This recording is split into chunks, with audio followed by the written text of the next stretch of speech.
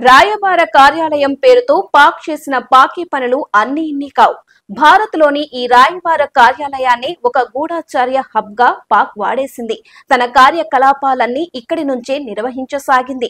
భారతదేశం పాకిస్తాన్ ఉద్రిక్తతల తరువాత దేశంలో అరెస్టైన గూఢచారులలో ఎక్కువ మంది న్యూఢిల్లీలోని పాకిస్తాన్ రాయబార కార్యాలయాన్ని సంప్రదించినట్లు నిఘా వర్గాలు గుర్తించాయి.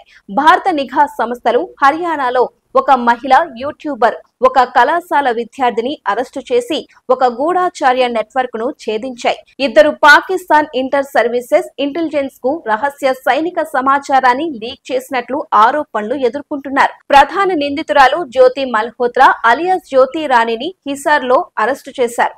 ఆమె 3,77,000 కంటే ఎక్కువ మంది సబ్స్క్రైబర్లతో ట్రావెల్ విత్ జో అనే యూట్యూబ్ ట్రావెల్ బ్లాగ్ ను నడుపుతోంది. 2023లో ట్రావెల్ కంటెంట్ క్రియేషన్ ముసుగులో జ్యోతి పాకిస్తాన్ సందర్శించిందని, కానీ పాకిస్తాన్ హై కమిషన్ అధికారి అహ్సన్ ఉర్ రహీం అలియాస్ డానిష్ తో పరిచయంతో ఆమె తప్పుదారిలో నడిచినట్లు సమాచారం. అతనే ఆమెకు ఐఎస్ఐ కార్యకర్తలతో పరిచయం చేసినట్లు అధికారులు ఆరోపిస్తున్నారు. డానిష్ ను గతంలో భారతదేశం నుండి బహిష్కరించారు. గూఢచర్య కార్యకలాపాలకు పాల్పడినందుకు పర్సనాలిటీ నాన్ గ్రాట్ గా ప్రకటించారు. కాగా జ్యోతి పాకిస్తాన్ కు ఆమె అనేక సార్లు వెళ్లిన సమయంలో పాకిస్తాన్ నిఘా అధికారులను కలుసుకొని భారత సైనిక స్థావరాలను కదలికలపై సున్నితమైన సమాచారాన్ని వారికి అందించడం ప్రారంభించిందని తెలుస్తోంది. జ్యోతి మల్హోత్రా కమ్యూనికేషన్ ను నిర్వహించడానికి వాట్సాప్, టెలిగ్రామ్, స్నాప్చాట్ వంటి ఎన్క్రిప్టెడ్ మెసేజింగ్ ప్లాట్ఫామ్లను ఉపయోగించిందని, గుర్తింపునకు నివారించడానికి తన ఫోన్లో నకిలీ పేర్లతో ఐఎస్ఐ పరిచయాలను కూడా నిల్వ చేసిందని ఆరోపించారు. ఆ పాకిస్తాన్ పర్యటనకు సంబంధించిన వీడియోలు ఆమె యూట్యూబ్ ఛానళ్లలో అందుబాటులో ఉన్నాయి. దేశవ్యాప్తంగా పెరుగుతున్న పాకిస్తానీ గూఢచారుల అరెస్టుల సంఖ్య ప్రస్తుతం తీవ్ర చర్చానీయాంశంగా మారింది. ఇప్పటి వరకు పాకిస్తానీ గూఢచారులు 14 మందిని కేంద్ర రక్షణ దళం అరెస్టు చేసింది. పెహల్గాం ఉగ్రదాడి, ఆపరేషన్ సింధూర్ సైనిక ఉద్రిక్తతల తరువాత అనుమానిత పాకిస్తానీ గూఢచారులపై కఠిన చర్యలు తీసుకుంటున్న కేంద్రం ఉపక్రమించింది. పాకిస్తాన్ తరపున గూఢచర్యం చేయడం, భారత సైనిక సమాచారాన్ని పాకిస్తాన్ అధికారులకు చేరవేయడం వంటి ఆరోపణలపై 3 రాష్ట్రాల నుంచి మొత్తం 14 మందిని అరెస్టు చేసినట్లు కేంద్రం వెల్లడించింది.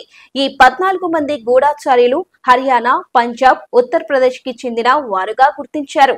గూఢచార్యానికి హబ్ గా ఢిల్లీలోని పాకిస్తాన్ రాయబార కార్యాలయం మారడం మరో విశేషం.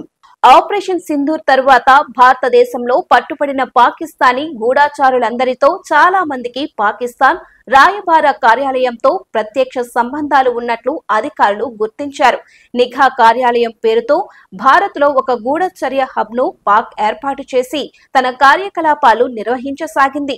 భారతదేశం పాకిస్తాన్ ఉద్రిక్తతల తరువాత భారతదేశంలో అరెస్టైన గూఢచారులలో ఎక్కువ మంది న్యూఢిల్లీలోని పాకిస్తాన్ రాయబార కార్యాలయానికి సంబంధించిన తరువాత గూఢచారులుగా మారినట్లు గుర్తించారు.